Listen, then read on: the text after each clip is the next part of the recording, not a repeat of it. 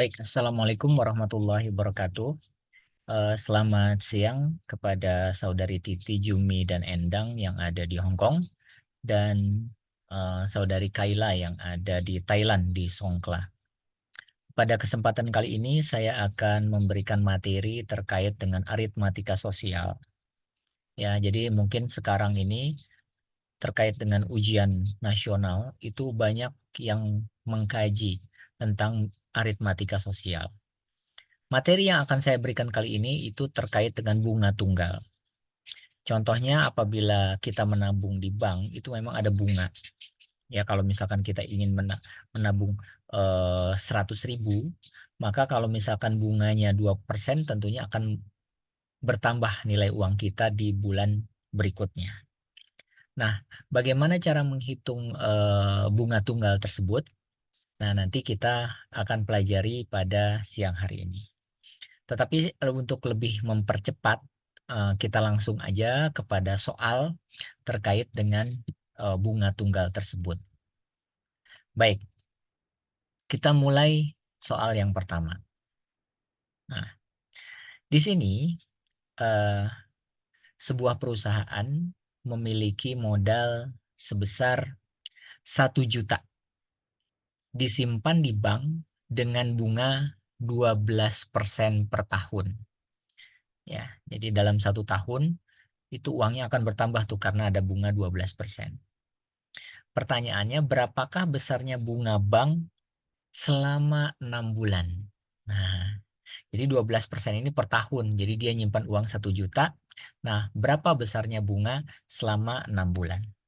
Untuk menjawab soal ini, itu perlu kita lakukan beberapa tahap. Ya. Nah, eh, kita ketahui bahwa bunga 1 tahunnya itu adalah 12% dari soal. Ya. Jadi 12% dari nilai yang kita tabungkan. 12% itu kan 12/100 ya. Nah, kemudian kita lanjutkan. Lalu bagaimana dengan 6 bulan? Nah, kalau 1 tahun aja 12%, berarti kalau 6 bulan itu kan setengah dari 1 tahun. Berarti eh, kalau 1 tahun itu 12%, setengah dari 12 itu adalah 6. Nah, berarti kalau bunga 6 bulan itu hanya 6%. Oke, nah kita lanjutkan. Lalu, jadi besarnya bunga selama 6 bulan itu berapa? Sesuai dengan soal yang tadi tanya. Nah, besarnya bunga setelah 6 bulan itu adalah 6% dikali dengan nilai uang yang kita tabungkan di bank tersebut. Ya, 6% itu kan 6/100. Ya, berarti 6/100 dikali dengan 1 juta. Sehingga dapat 1 juta kali 6 itu kan 6 juta. Dibagi 100 dapat 60.000. Ya, jadi dalam 6 bulan kita dapat bunga sebesar 60.000. Nah, inilah jawaban dari soal nomor 1. Mudah ya, ini terkait dengan bunga. Memang ke depan ini soal-soal seperti ini yang akan mungkin muncul ya dibandingkan dengan soal yang agak rumit. Cenderung soal yang aplikatif yang bisa kita pergunakan untuk kehidupan kita sehari-hari. Baik, ini soal pertama. Berikutnya, kita coba soal yang kedua. Ya. Di dalam soal kedua, ini ada soal seperti ini. Modal sebesar 2.500.000 disimpan dengan bunga 5% per tahun. Ya, jadi dia punya modal 2.500.000. Nah, kemudian uang itu disimpan di bank dengan bunga 5% per tahun. Berapakah besar tabungan akhir setelah disimpan selama 6 tahun?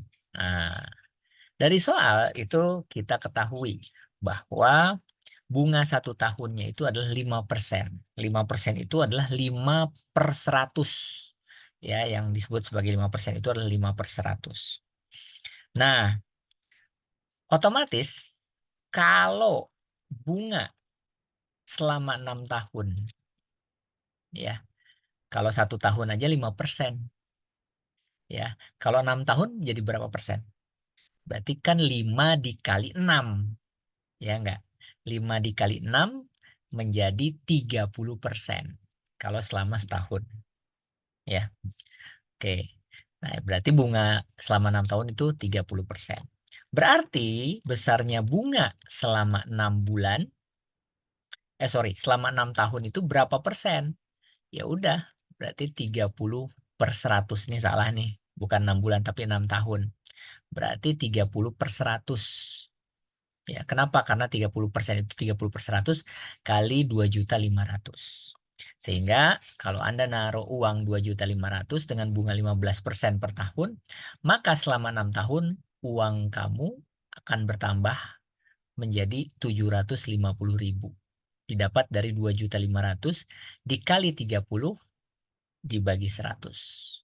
Ya. Nah, ini adalah yang disebut sebagai soal bunga tunggal. Soal berikutnya. Nah, masih terkait dengan bunga tunggal. Ya, jadi kita langsung ke soal karena nanti supaya terlatih pada saat Anda mengerjakan soal. Nah, soal berikutnya ini. Ada anak yang namanya Doni. Ya, Doni menyimpan uang di bank 800.000 dengan bunga 12% per tahun. Jadi ia menyimpan uang 800.000 dengan bunga 12% per tahun. Doni ini ingin uang tabungannya yang tadinya 800.000 menjadi 872.000. Nah, pertanyaannya, berapa lama Doni harus menabung supaya uang yang tadinya 800.000 menjadi 872.000. Nah, ini lebih lebih complicated dari yang tadi. Nah, untuk menjawab hal ini ya perlu kita pahami dulu konsep formulasinya. Nah, kita hitung dulu berapa sih bunga yang diinginkan si Doni. Nah, jadi besar bunganya kan dia ingin menjadi 872.000 dari 800.000. Berarti 872.000 dikurangi 800.000. Sehingga bunganya 72.000. Jadi yang ingin ia kembangkan adalah dia dapat uang 72.000. Ya. Nah, kemudian berapa besar bunganya? Untuk menghitung besar bunga, berarti Anda pakai N/12 dikali suku bunga dikali modal Doni tadi. Ya, ini formulasinya ya. N/12 dikali suku bunga dikali modal tadi. Ya. Nah, coba kita aplikasikan. Kita bisa menghitung bunganya. Nah, sebentar. Sebentar. Mana ya tadi?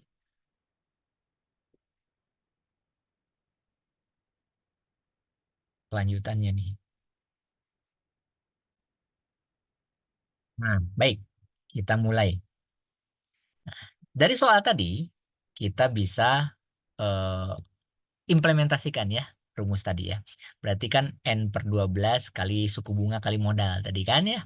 Nah, berapa bunganya? Nah, kan si Doni itu ingin bunganya itu adalah 72.000. Nah, tadi di soal kita menentukan bahwa rumus untuk menentukan bunga N/12 itu dikali bunga. Bunganya kan 12%. 12% itu kan 12/100. Ya. Kemudian dikali 800.000. 800.000 itu kan si Doni menabungkan uangnya 800.000. Ingin berkembang. Nah, kemudian Anda masukkan tuh angka-angkanya. Nah, sehingga eh, kita dapatkan tuh bahwa 72.000 itu, nah caranya gampang. 800.000 dikali 12 dibagi 100. Ya, 800.000 dikali 12 dibagi 100 dibagi 12. Sehingga kita dapatkan 8.000 N. Coba aja Anda hitung ya. 800.000 dikali 12 dibagi 100 dibagi 12. Sehingga dapat 8.000 N. Nah, yang ditanya N-nya itu adalah bunganya. Berarti N itu adalah 72.000 dibagi dengan 8.000. Ya, jadi kalau misalkan 8.000 dipindahkan ke kiri, maka dia akan menjadi penyebut. Ya, jadi 72.000 dibagi 8.000. Sehingga N-nya itu adalah 9. Ya. Nah, jadi Doni harus menabung selama 9 bulan. Baru ia mendapatkan uangnya berkembang sebesar 72.000. Gitu ya. Nah, ini soal yang ketiga. Mudah. Nah, jadi kita balik ke pertanyaan tadi, maka otomatis kalau dia menabung 9 bulan dengan yang dia tabungkan 800.000, maka si Doni bisa mendapatkan uang tambahan 72.000 dari bunga bank tersebut. Kita lanjutkan soal yang keempat. Ya. Saya harap Kaila di Thailand bisa mengerti ya. Ya, Kaila bisa bahasa Indonesia kan? Iya, bisa dong. Di Thailand kamu ikut sekolah apa, Kaila? Sekolah internasional. Oh, internasional. Oke, oke. Ya, jadi mudah-mudahan bisa ya. Oke, mudah ya soalnya ya. Baik, jadi Kaila kendala anak saya juga kan di Hong Kong. Kemudian dia pindah SMP-nya ke Indonesia. Kendalanya adalah kendala bahasa. Jadi karena terbiasa bahasa Inggris, bahasa Kantonis, maka pada saat pulang ke Indonesia yang terkendala itu bahasa. Ya kalau misalkan sama papa mama bisa bahasa Indonesia setiap hari, tapi itu lain dengan bahasa buku, ya nggak Kayla? Ya kalau bahasa buku itu lain ya dengan bahasa ngobrol sama papa mama setiap hari. Makanya kita harus banyak membaca. Nah, ini ada soal lagi nih. Baik, bentar. Kok step saya? Oke. Baik, kita mulai ke soal berikutnya. Nah, Agus meminjam uang 600.000. Jadi dia minjam duit ke bank 600.000. Oh, bukan ke bank, tetapi ke koperasi sekolah. Jadi biasanya di sekolah itu ada namanya koperasi simpan pinjam. Ya, jadi ia minjam uang 600.000. Dengan bunga 15% setahun. Ya, nah, sebenarnya sih nggak boleh ya bunga-bunga begini. Tapi nggak apa-apa. Kadang-kadang di soalnya ada sudah soal seperti ini. Dengan bunga 15% setahun. Jika ia akan membayar secara bertahap selama 10 bulan dengan jumlah yang sama, pertanyaannya, berapakah jumlah yang harus Agus bayar setiap bulan? Nah, jadi si Agus ini minjem uang 600.000 ke koperasi. Nah, dia bayarnya nanti nyicil selama 10 bulan ya dengan bunga 15%. Pertanyaannya, nyicilnya itu berapa selama 10 bulan supaya di bulan ke-10 tidak ada hutang lagi gitu. Nah, eh, untuk menjawab soal ini mudah ya. Nah, jawabannya yang pertama, ingat besar bunga ya. Ini rumusnya umum ya. N per 12 dikali bunga dikali modal. Itu umum. Pak, kok N per 12 N itu kan 1 tahun. Berarti kalau N per 12, ya karena 1 tahun itu kan ada 12 bulan. Ya, orang itu selalu menghitung bunga itu per tahun. Ya, dikali besar bunganya, dikali berapa uang yang ia pinjam atau uang yang ia apa ya, yang ia pinjam dari lembaga keuangan tersebut. Nah, ini rumus umumnya. Nah, besar bunga itu karena si Agus ingin membayar selama 10 bulan, berarti kan 10 per 12 dong, gitu kan. Maka dikali bunganya berapa persen di soal 15%, berarti kan 15 per 100. Nah, dikalikan berapa yang ia pinjam? 600.000. Nah, berarti si Agus ini 600.000 dikali 15 per 100 dikali 10 per 12. Ya, Anda tinggal kalikan ini. Gimana Pak cara ngalinya? 600.000 kali 15 dibagi 100 dikali 10 dibagi 12. Sehingga dapat 75.000. Nah, kemudian berapa angsurannya si Agus ini? Ya. Nah, besar angsurannya Agus, uang yang dia pinjam 600.000. Otomatis karena bunganya 15%, maka 600.000 ditambah 75.000. Sehingga uang yang harus dia kembalikan ke koperasi adalah 675.000. Gitu, uang yang harus dia balikin tuh ke koperasi. Nah, berarti total angsuran yang harus dibayar si Agus itu adalah 675.000. Nah, kemudian pertanyaannya berapakah angsuran per bulan kalau mau dia lunasi selama 10 bulan? Ya udah, 675.000 dibagi 10. Otomatis dapat 67.500. Nah, berarti si Agus itu harus mencicil 67.500 selama 10 bulan. Sehingga di bulan ke-10 pinjamannya menjadi lunas. Ya. Nah, itu terkait dengan soal tersebut. Ya. Oke, mudah ya. Itu soal berikutnya itu terkait dengan bisnis. Nah, ini juga sering keluar pada saat ujian nasional. Selusin pensil dibeli dengan harga 36.000 dan dijual semua dengan harga 39.600. Ya. Pertanyaannya adalah berapa persen keuntungannya? Nah, ini gampang ya. Berarti kalau misalkan kita beli 36.000 dijual 39.600, berapa persen keuntungannya? Nah, harga pembelian kan 36.000, ya enggak? Kemudian harga penjualan 39.600. Pertanyaannya dia dapat untung berapa? Sederhana saja. Besarnya keuntungan itu adalah penjualan dikurangi dengan pembelian. Berarti 39.600 dikurangi dengan 36.000. Sehingga dapat selisihnya adalah 3.600. Nah, kemudian berapa persen keuntungannya? Ya udah, 3.600 itu kita bandingkan dengan harga awal, ya.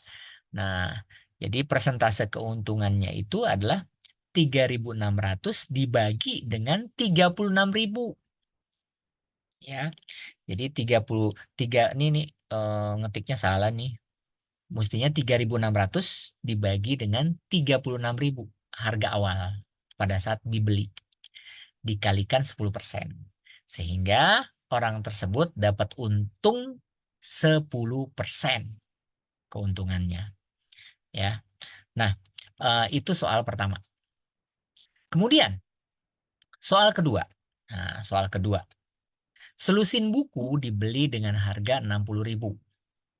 Buku itu dijual semua dengan harga 48.000. Ya. Jadi dia punya selusin buku harganya 60.000, tapi di bukunya dijual dengan harga 48.000. Pertanyaannya, apakah penjual mengalami keuntungan atau kerugian? Ya jelas rugi ya, dia beli 60.000 dijual 48.000. Nah, pertanyaannya, berapa persen keuntungan atau kerugiannya? Nah, untuk menjawab soal ini ya gampang ya. Ya. Eh, harga pembelian kan 60.000 ya. Kemudian harga penjualannya adalah 48.000. Nah, otomatis apakah untung apa rugi? Ya tentunya. Nah, kita lanjutkan. Kemudian, aduh,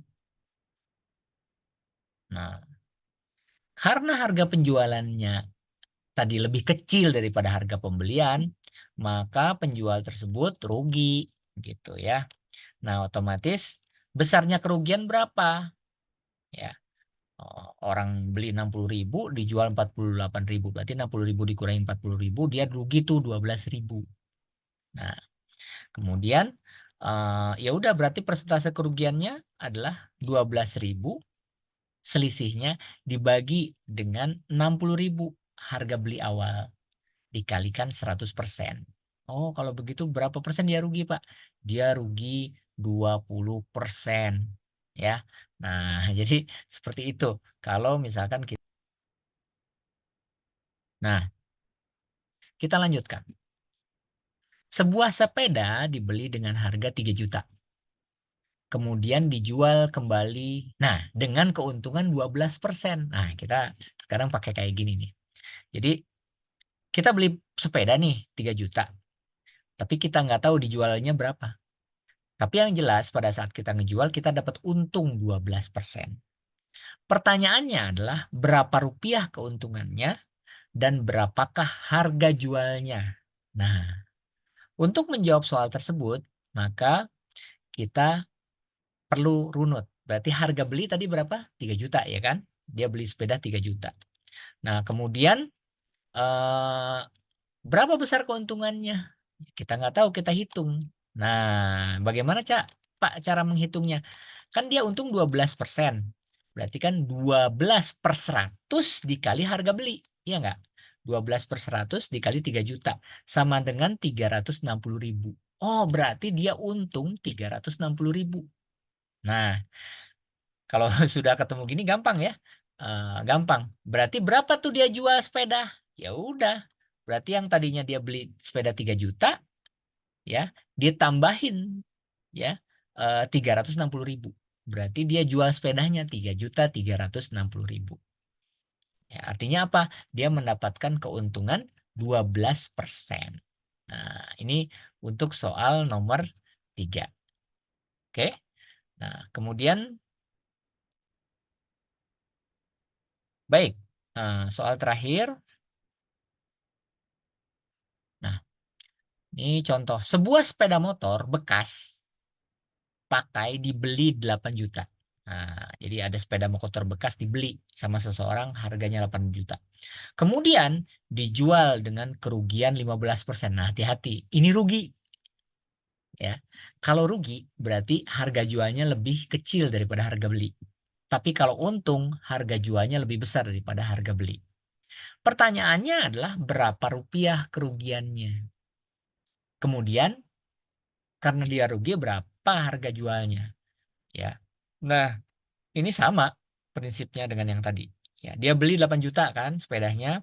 Kemudian besarnya kerugian, ya katanya keluarganya 5%, berarti kan 5/100 dikali harga beli.